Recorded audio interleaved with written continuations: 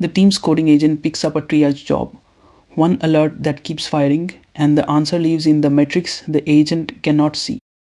The metrics sit in a monitoring system outside the repository. Behind a door the agent has no key for. On a Thursday morning, a developer finds a community server that promises exactly that door and adds it with a single config line, one line, and by lunch, the agent holds 9 new tools it did not have at breakfast. 2 of the 9 read metrics, which is the job, and the other 7 can post updates, edit dashboards, and silence alerts. Nobody read the list because nobody thought of it as a list. It looked like one tool with one purpose. The agent starts the triage, pulls the matrix, and finds the alert is real, a slow leak in a background job. Its instructions say resolve the alert, and one of the 9 tools is called post status update. So the agent does the helpful thing. It writes an incident summary, internal hostname and all, and posts it through the server. The server status page is public and now so is the summary. On Friday, a customer asks about the incident on the status page, which is how the team learns their agent can publish. Nobody granted publishing, and hold that sentence because nobody granted anything. A door was added and everything behind the door came with it. Freeze it there, because the exam's largest domain has a block written for exactly this, configuring the servers that bring outside tools in. Here is the shape it will hand you. A team wants its agent to read production metrics through an external server.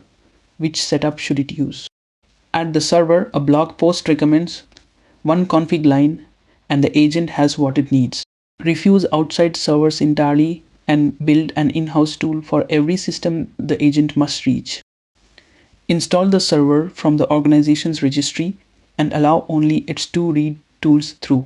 Or add the server and write a custom instruction telling the agent to use only the read tools. Every option gets the matrix flowing, and 3 of them are wrong in ways this episode makes obvious. That question parks in the corner while you walk the whole road from the door itself to the paperwork to the door your repository already owns. This is still moment 2 of the workday, the agent's hands, because outside tools are still tools. Last episode, the task picked the tools and every tool wore a collar, and none of that retires today. Today is about tools you didn't write, arriving through a protocol built to carry them. That door has a name, the Model Context Protocol, which everybody shortens to MCP, and it's just a standard way for outside tools to plug in. The guide's first verb here is add an MCP server as a tool, and the wording hides the important part. You add one server, and every tool in that server's bag arrives with it, all of them written by somebody outside your team. A server is a bundle, and every chip in the bundle lands in the agent's toolbox exactly like the tools you built yourself. Each arriving tool carries a name and a description the stranger wrote, and the agent reads those descriptions when it chooses its next move. So an outside server does more than add capability, it adds persuasion, written by someone who has never met your task. Call it what it is. Adding a server is hiring, not installing. A config line walks a colleague-shaped stranger into the room, carrying a bag of tools your team has never read.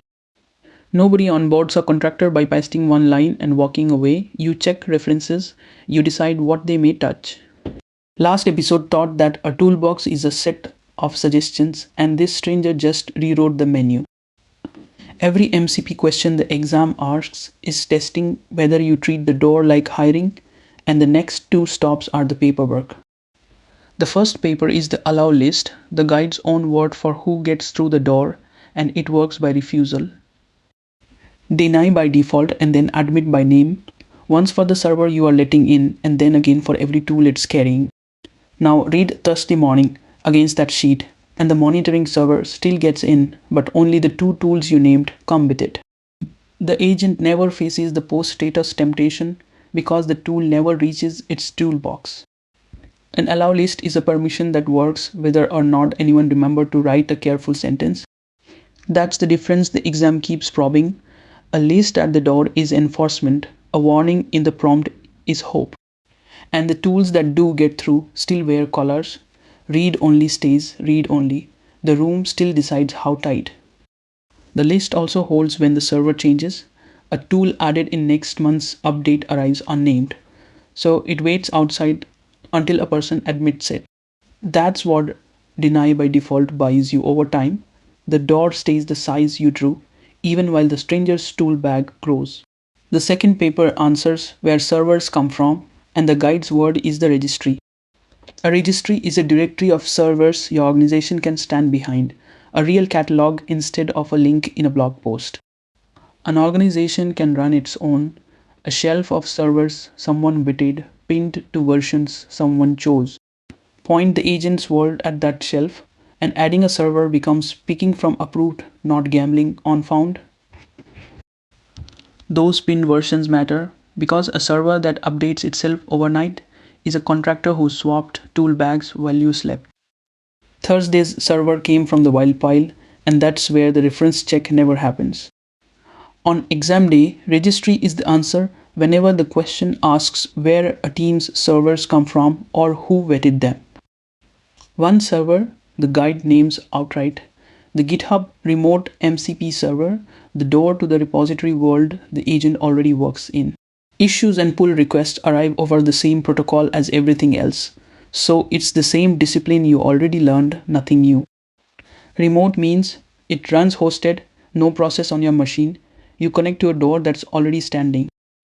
First party changes how hard you check the references, and that's all it changes, because those tools still get named and still wear colors.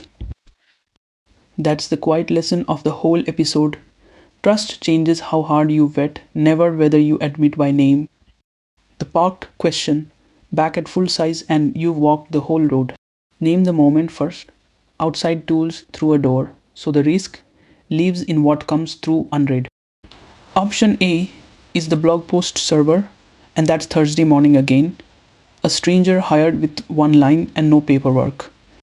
Option B refuses the door on principle and builds everything in-house, which fails the guide's velocity clause, nothing may slow delivery. Episode 1 second rule says, size the gate to the risk, and rebuilding every integration by hand is a gate out of all proportion to this one.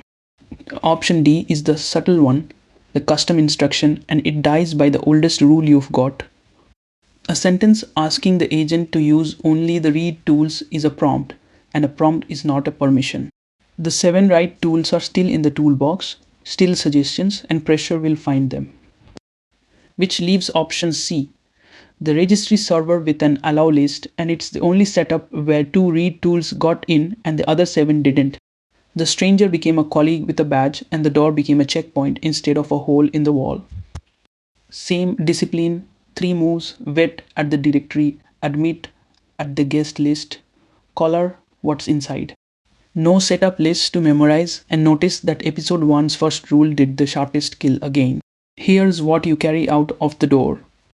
A server is a bundle of tools written by a stranger, so adding one is hiding, not installing.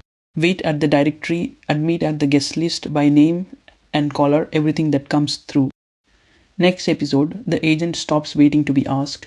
It works inside your automation, opening branches and pull requests on its own. Same repository, same agent, and this time nobody is watching in real time.